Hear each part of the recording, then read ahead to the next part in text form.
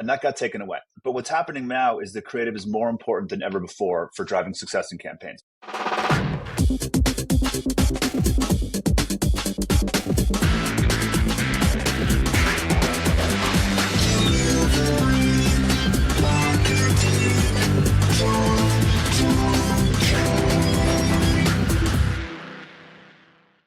Hey there, and welcome to a brand new episode of Delivering Marketing Joy. I am your host, Kirby Hasseman, and joining me today is a brand new rock star. I'm super excited to dive into this today. He is a data-driven marketing powerhouse, the founder of Mason Interactive, Brook Shephard. Thanks so much for joining me today. Thank you very much for having me. Nice to be here. Yeah, I want to dive right in. I mean, everybody's talking about AI, right? It's the buzzword in every industry and certainly in the marketing industry. And that makes sense. It's powerful. But can you talk about a practical use for AI in marketing campaigns? Yeah, there's a few of them. The first thing is, I'm not sure the average client or certainly consumer is probably aware of how much AI has already been in the marketplace in terms of advertising and things like Advantage Plus Shopping and Google PMax over the last couple of years. So any agency worth its salt is leveraging these tools anyway. That's the three things. The second thing I'd say is it really helps with creative. We're going to talk more about creative, but it just is true that we can produce more creative than we used to. I'm not saying it's better, it's quantity versus quality, but we can produce more of it and more iterations more quickly. And then the other thing we're working on as an agency, and I don't want to go too much of our sauce away, but one of the things we're doing internally is working on leveraging these tools to make our team more efficient and automate a lot of the things out of existence that are really boring. For example, the first draft of a client report on a weekly call. If we can automate that first draft so that the analyst can spend more time thinking intelligently about what's driving the marketing and less time doing a data recap, that's great. I'm not sure they see it as great. They might see it as a job being taken away, but it's not. It's freeing them up to have other thoughts. So we're leveraging it internally in terms of processes all the time. Yeah, I love that idea. And it's something that we've been talking about too when we're trying to report to clients. How do we utilize the tools so that we're not spending, we want to do it and we see value in it, but it's like, oh, how can we do this in a way that's effective? So it's interesting. I see that there, like from my perspective, there are agencies that seem to do great with data. And then there's the other side that seem to do amazing at creative. Not always are both, people great at both. So can you talk about how to strike a balance between the two for the most impact? Yeah, I think that for me, the narrative is that what's true today in digital advertising and digital marketing, some might call my firm a marketing firm, that someone else might call it an advertising agency. What's going on in the marketing space digitally right now, from my perspective, is that creative is more important than it's ever been. And I remember when I started doing this 20, 25 years ago, it was expected that junior account managers would write the ad copy in Google or 7Search or Bing or Ask Jeeves or Yahoo, whatever it was. And that was creative work. We had to write copy. And that got taken away. But what's happening now is that creative is more important than ever before for driving success in campaigns. So we made the decision 2 years ago to, I don't want to say shift, but to add on to our current capabilities, creative. There's two things. Some people will hire us for serious creative campaigns. We're about to launch a 95-foot billboard on 6th Avenue here in Manhattan. We designed the concept. My creative director who's out there did the shoot. His team helped produce it. That's a purely creative play, and the goal is to get buzz for the client, and the ROI is not going to be, we're not going to be able to track a last click ROI on that billboard. But then the other part of it is using data in a more pedestrian, but maybe a more impactful way in the industry to drive incremental success for a client. So let me talk about that. If some of my competitors have case studies up, where what they'll say basically is, I've given how do I say this nicely? I've taken a look at the way Meta optimizes ads, and I'm going to toss all the ads in and I'll see what works. And the one that works, great, we're going to go with it. I don't love that. And the reason I don't love that is because it's not that I don't follow those practices at our agency.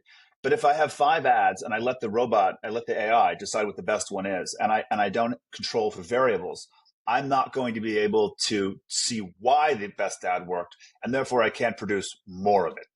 And so, and that sounds obvious, and it's like marketing 101. But the way we're leveraging creative is either super creative projects like giant billboards, or again, very pedestrian, in a more pedestrian way, doing really classic A/B split testing and isolating for variables. So one example of that is we have a client, Taste Coffee Roasters. They sell Keurig K-Cups, but they're compostable. In Meta, you pay by the impression, not the click. So Meta doesn't care if you get 2 clicks or 1 click. You're paying the same either way. And there are a fixed amount of impressions available for a client.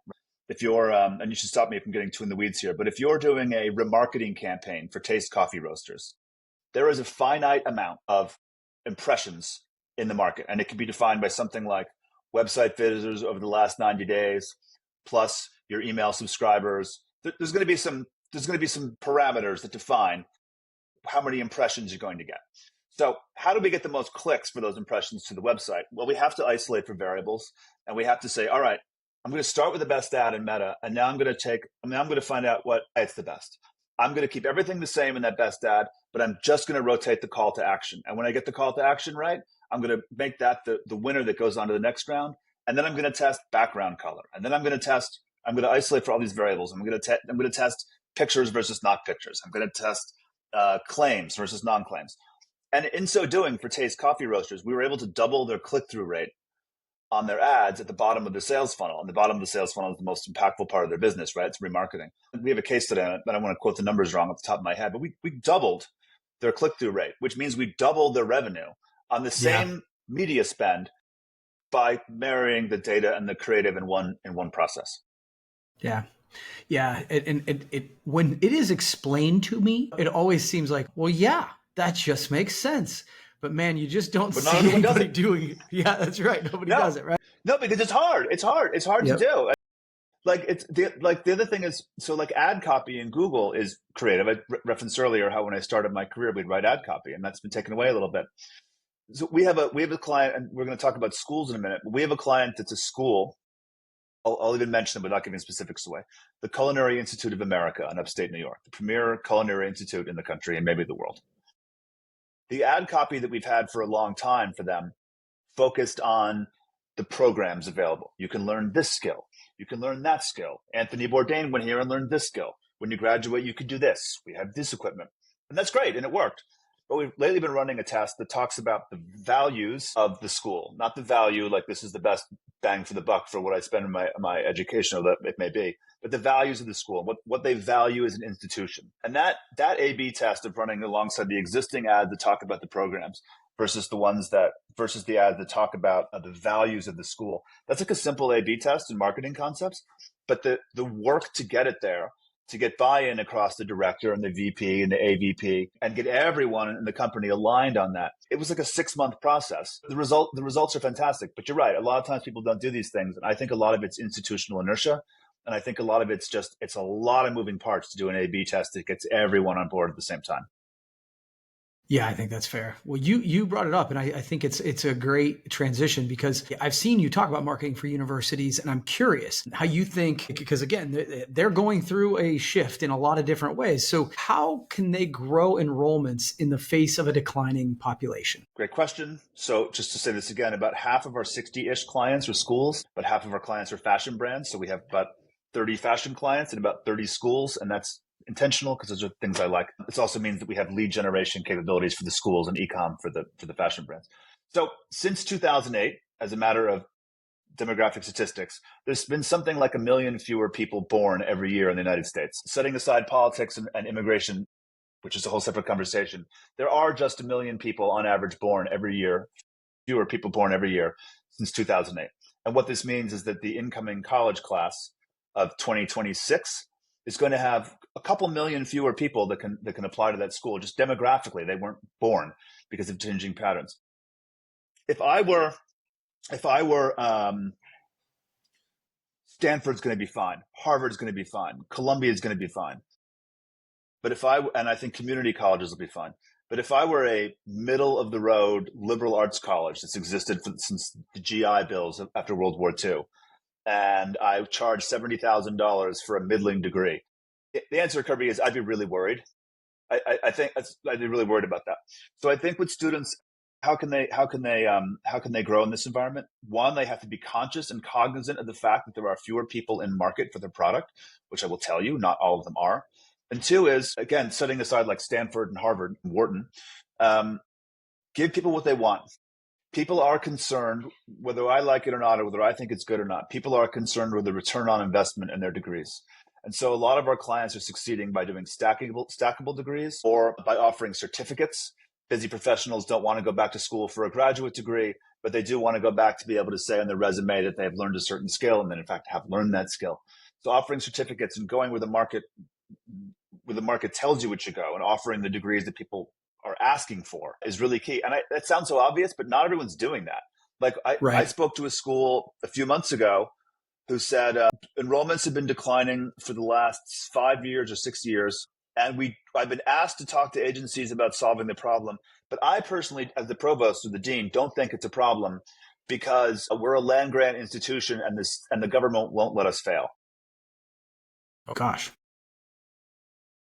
I think that school's in for a right. They're just still hoping that it's going to work, and I don't think they're in for it. So it's being dynamic and finding out what students want. Some people still don't offer online degrees, which I understand, but the people that are growing are admitting that there's a problem with admitting that there's an issue statistically that fewer people have been born, and dealing with that by offering degrees that are focused on specific career outcomes, and often that means certificates. I think that's a pretty direct answer.